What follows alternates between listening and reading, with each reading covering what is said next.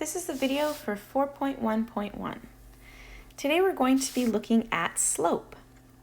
And we want to understand what slope is and how to calculate either using a line on a graph or 2 points. So slope, the slope of a linear equation describes the steepness and direction of the line. So if the line is like this versus like this, that's steepness, and direction, is it going this way, or going this way, or going this way, or this way? So let's look at some examples. So to find the slope of a line from a graph, we're going to divide the vertical change between 2 points by the horizontal change between the same 2 points. And we'll see a formula for that in a minute. But there are 4 potential slopes that we can have. A negative slope, so this is where it's going down across the graph. A zero slope, which is just a straight across horizontal line. A positive slope, where it's going up across a graph. And an undefined slope, which is just a vertical line. So let's write in some of these things. So the negative slope, so here the line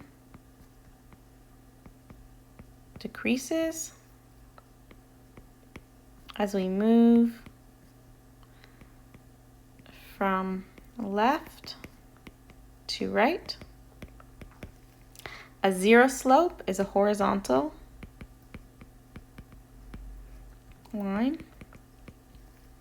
A positive slope, the line increases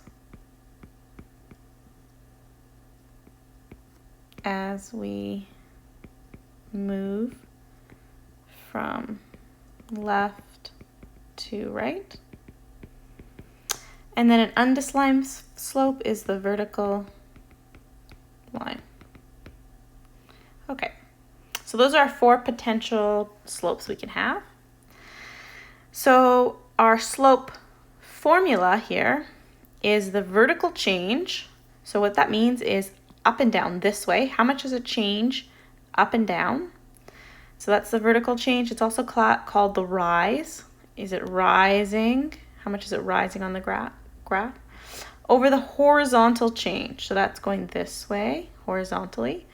That's also called the run, rise over run. So let's look at some graphs and figure out what our slope would be. So here it says, use the graph to find the slope of the line. So we're going to pick 2 points on the graph that are easy to read. Easy to read means they go exactly through.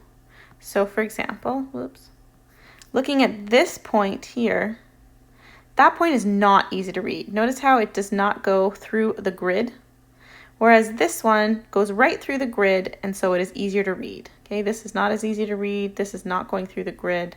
Here we have another point going right through the grid. Okay, so we want points that go right through the grid.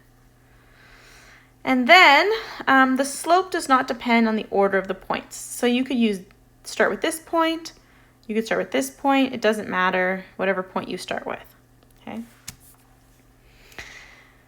So, we're always gonna start with our vertical change first because it's on top.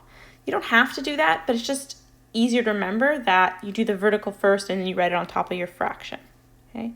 So the numerator, so that's the top. Okay, it's another word for the top part of a fraction, numerator. So this is the vertical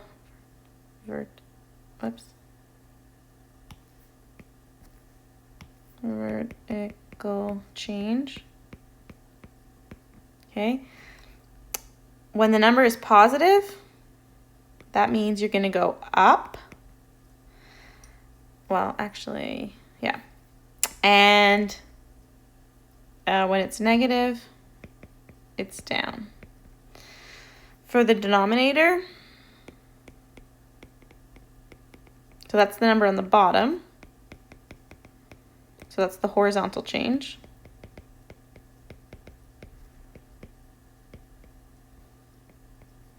If it's positive, then it's to the right. And if it's negative, it's to the left. Okay, so let's try this out. So here's our points. Let's use another color, pink. Okay, here's 1 point, here's another point. So first we're going to do our vertical change.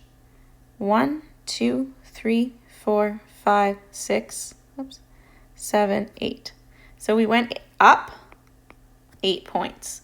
So to go from that point to the top point here, our vertical change is 8. So remember, vertical's on the top, so we're going to write 8. Then now we're going to do our horizontal change. So 1, 2, 3, 4, whoops. Let's try that again. 1, 2, 3, 4, 5, 6. So we're going to the right. Right is positive. So plus 6. So we have 8 over 6 for our slope. Now to have a final slope, we want to simplify that. So we look at our fraction and we see, can we make this simpler at all? And yes, we can. We can divide the top and bottom by 2. So we end up with 4 over 3. So for our slope for this graph is 4 over 3.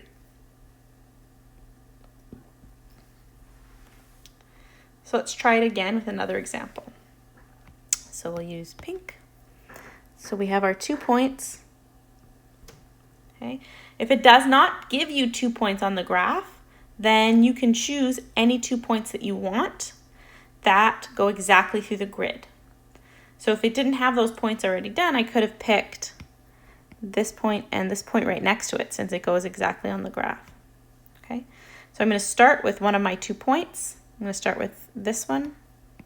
Okay, and I'm going to do my vertical change first. So 1, 2, 3, 4, 5, 6. So this time we went down. So down is negative. So we're going to have our top number be negative 6. And then we're going to go horizontal. 1, 2, 3, 4, 5, 6. So in this case, we have a positive 6 because we went to the right, plus 6. Okay. I can simplify this. Oops. I can divide the top and bottom by 6. When I do that, I get negative 1 over 1, which I can then write as just negative 1. Anytime you have 1 on the bottom, that's just saying that it's a whole number. So my final answer here is just negative 1. Okay. One other thing to note about this, let's say I ended up with a slope of 4 over negative 3. Okay. I'm never going to leave this negative written on the bottom like this as my final answer. Okay. The negative always is going to go up, floats to the top. Okay. So this is always going to be written up here. So for my final answer, I'd write that as negative 4 over 3. So you never see a negative on the bottom. If I have this, a negative on the top, and a negative on the bottom, if I have both of those, they cancel each other out, and I just end up with 4 over 3. Okay, so anytime you have a negative on the top and bottom, they cancel out. And then you have just positive. So that's just something to note. All right. So, at this point, this is the end of part 1. You can now go to page 156 and do questions 1 to 4. And 1 to 4 is on the next page, or number 4 is on the next page, okay? So do all of questions 1 to 4 on page 156. Once you're finished that work, you can come back and do part 2 of this section.